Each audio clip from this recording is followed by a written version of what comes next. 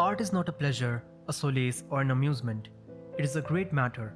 Art is an organ of human life transmitting man's reasonable perception into feeling, Leo Tolstoy once remarked.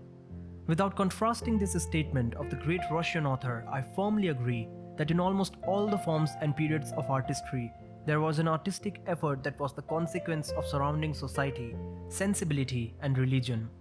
But as I speak of Russian craftsmanship, one fine line differentiated it from anything else that had ever happened in the world of art. The blending of the East and West to resolve into a national art that had Oriental and Occidental features. For a country whose national traits were born in the churches of Constantinople, there was a love of ornamental artworks that ultimately became an inborn national trait. But what started with the invitation for these artists to devote themselves as Christians in the 11th century sooner turned into pictures of historical events by the 19th century when the great sentimentalist and realist artist Repin showed the life of Russia through extreme sensitivity and realism, providing a unique insight into the strands that made up Russian art history. With Repin, there were a few more figures from the tumultuous time of the Russian society of the 1860s to 1920s, like Turgenev, Mussorgsky, Gorky, and others who not only taught and aided, but inspired many in the next generations. But what made Repin stand apart? It was his marking as a potent symbol during the three distinct periods, which spanned more than 100 years. The rise of the national school, its decline when challenged by a non-realist and cosmopolitan trends, and the cultural isolationism of the Stalinist epoch. Despite holding such importance, there are very few people who actually know about Repin and his great canvases. Today in this tape, I'm introducing you to one of his most important works. They did not expect him. Ilya Repin was a voracious genius whose career and achievements were the story of Russia for a significant time. Among all his canvases, you'll witness the history of the country through all possibilities, whether eager, baffled effort and sullen, or misdirected power. In all his portraits, there's a story of Russia's leading minds, and his naturalistic and medieval compositions reflected the barbaric past. If I were to describe Repin's art in two words, I would say distinctly expressive. His paintings connect well with the viewer, though there are differences in the situation. Notably, his works are both distinct and typical. Repin was born to a gentle and solicitous mother and a martial father on 24th July 1844. When looking at his childhood, we gather that he used to draw pictures of his sister and her playmates, further cutting these figures out of cardboard and modeling animals in wax.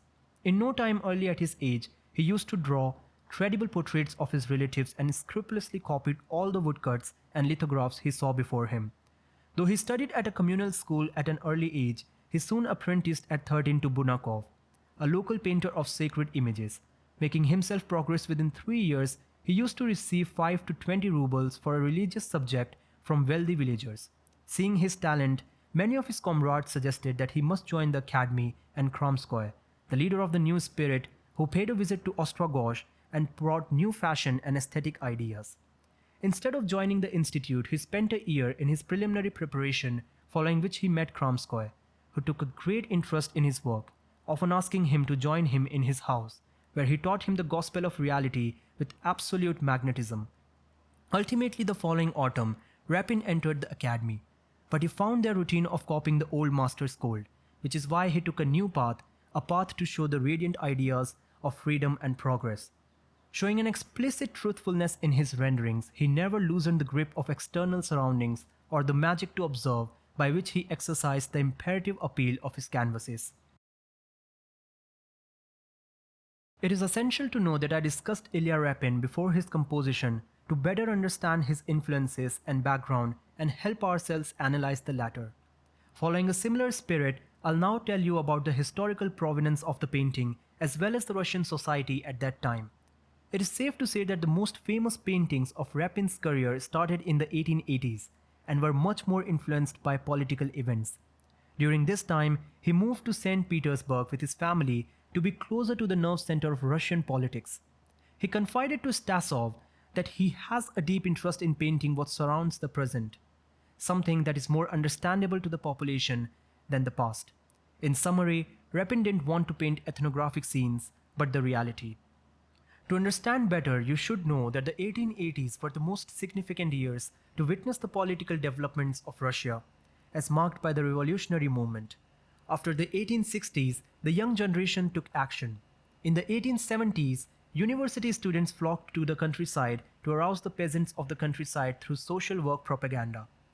But these illiterate and downtrodden peasantry failed to call for liberation and sometimes turned the students over to the police. However, towards the end of this decade, everything changed as the first conspirational circles were formed and in 1878 political assassinations occurred. In March 1881, Alexander II was assassinated on the streets of Petersburg, which marked the onset of a relentless reaction but the end of the distinct revolutionary decade. During this time, hatred of autocracy was the common principle in Russia. Soon as the politics took a turn of events, the art and literature reflected it.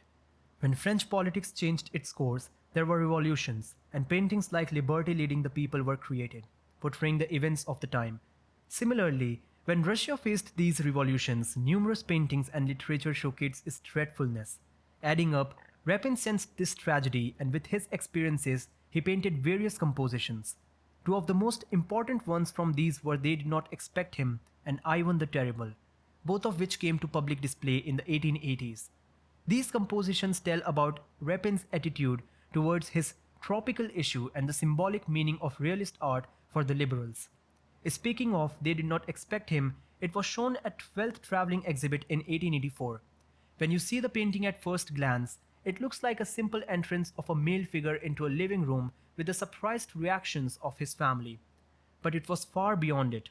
Without a surprise, this painting became the talk of the town, and there were no family dinners or gatherings where his work was not heavily debated. Having a sensation in them, the picture struck each and every viewer. With extraordinary craftsmanship, They Did Not Expect Him creates a stir and leaves the conclusion up to the viewer, a feature that is exaggerated by the traveling of light through both the door and the window. The artwork is full of depth, which won widespread commendation, but it tugged heart and mind. There is a fine nuanced psychological state which endures and evolves through the viewer's mind, but there is no conclusive point to it. It's like it is open to your interpretations. What did the painting exactly narrate? A man is entering the living room and a woman in black, whose back is turned towards the viewer. Seeing him with shocking but vulnerable eyes, it is not known whether she is his wife or his mother. To our right, there is a woman at the piano, who stops playing, only to turn back and see the man. On the right, the small boy looks hesitantly happy, and the accompanying girl looks briefly judgmental. She does not even raise herself up from the chair. The stopping of the piano and the older one rising from her chair sets a question. Do we witness the end of one tragedy or the start of a new one? At the same time, the cook at the door looks resistant, as she holds the door handle even after opening it with slight anger in her eyes. In addition, we note a woman, most probably the maid in the background, hurriedly stopping to observe the unexpected visitor. There are no definite answers to the question of exactly what Repin showed here and what were his intentions, but there are four circumstances in his single canvas. An equivocal mood of the nation and how Repin sensed it, the uncertainty in the artist's mind to portray radicals, Repin's decision to connect the revolutionary movement in Russia with Western art theme, and an interpretation to remove his subject from immediate circumstances. The painting takes a few components from Velázquez's Las Meninas, as both compositions have similar placements of door openings into the room mirrors. Both compositions share similar intrigue of the figures at their doors, as if wondering what is happening inside. If I were to comment on the psychological setting of They Did Not Expect Him, it shows a similar resemblance with Velázquez's Rogue by Venus, as both the artists, Velázquez and Repin, left the viewers to decide on the story behind the canvas. Talking about the expressions of the central figure, Repin left an uncertainty with a deep insight into the subject. The painting has a situational drama linked with the personal tragedy of the central figure, but what is it exactly? In the background, the artist shows the pictures of Golgotha hangings by Karl Steuben to underscore the revolutionary's lot, and lastly, there is a symbolism of the crucified Christ through the two beams of the light intersecting at the exile's feet. This painting is a marking of Repin's heart, which was fierce, fearless, and exultant. Through the many figures with their different facial expressions It is possible that the artist might have conveyed his state of mind at different moments of the political surge of revolutionary Russia. While there is confusion, sympathy, suffering, fierce dilemma, anger, and surprise as well, there is also hope through the light of the window and door making the Christ cross. There's a thematic connection in the painting with the returning exile and the central figure. To me, it seems that the central figure just reached back from exile as visible by his rugged clothes and mud packed shoes with his head closer to his heart as if he just removed it from his head. And of course, the mixed reactions of his family.